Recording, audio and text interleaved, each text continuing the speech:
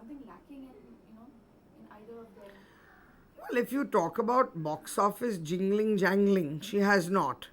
She's not set the box office on fire. But I'm one of those few people from cinema.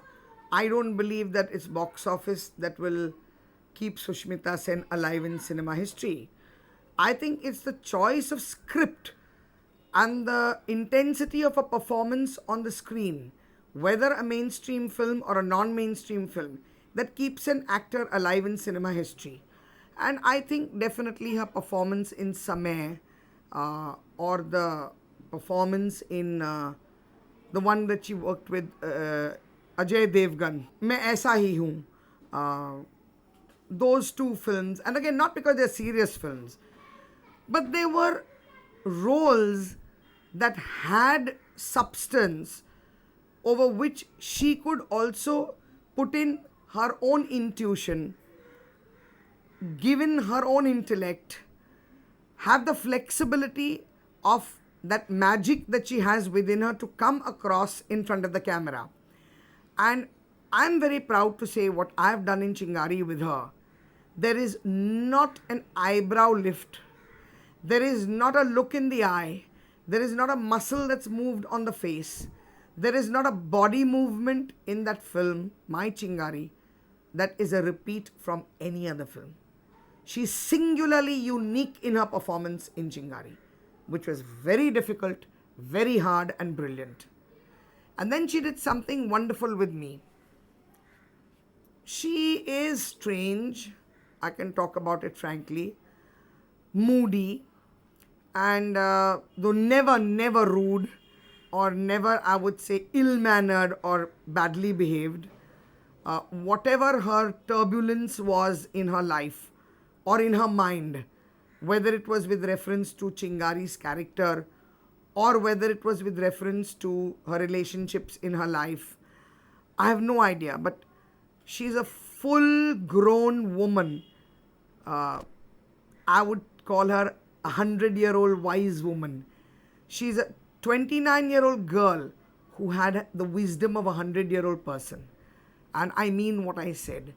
And when you're very wise, much before your years, it gives you more pain than happiness.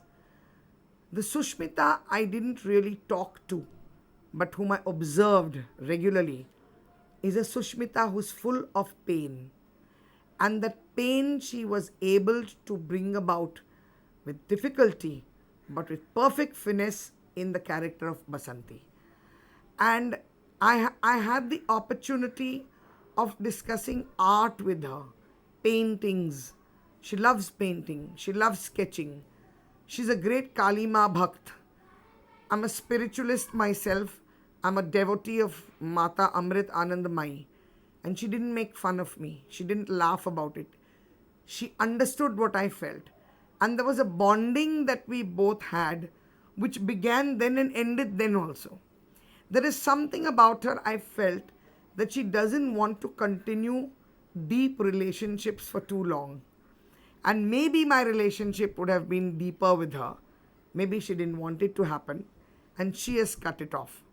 Not bitterly, not rudely, in a very gentle, amicable way. One day I was invited to her lovely home.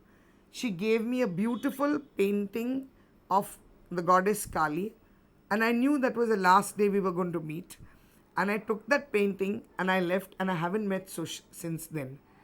But I will always speak fondly about her. And she always has said to me, I am a businesswoman and I'm going to be a great businesswoman. And I can assure you, whatever she does, whether it's acting, whether it's production, whether it's fashion, she wanted to open a lounge bar in Calcutta, whether it's an industrial business house in the States, whatever she does, she will succeed. Because she has got such focus, such intellect, such concentration. Another great quality of hers, which makes her such a wonderful actress on the screen, is her ability to be so generous. I saw that generosity towards children, towards her staff, towards especially to people below poverty line. It's not put on. It's not fake. It's an upsurge of emotion, which makes her, I think, feel very, very uncomfortable. That why am I driving my Lexus when all those children over there don't even have a meal? And then she'll actually get down from that Lexus, not caring who's around her. And she'll go and buy dozens of sweets and go amidst them and give it to them. It's not fake. It's not put on. It's not for the cameras. It's not for the news hound. Something she does on her own quietly, then gets into the Lexus, becomes Queen Sushmita Sen again, and goes home. So she is a dichotomy. But I would like to say one thing. I don't think she is overtly ambitious in a manner in which she would squash her rivals around her and go up. No, I don't think she's that. If she was that tough and that hard and that harsh and with that killer instinct to achieve, I don't think Sush has that. Sush has a gentility, she has a culture, she has a spirituality, she's steadfast.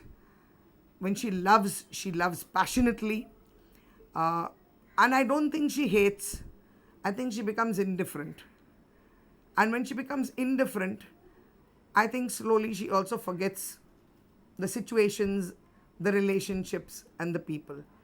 So these are all my observations in 36 days with this wonderful girl.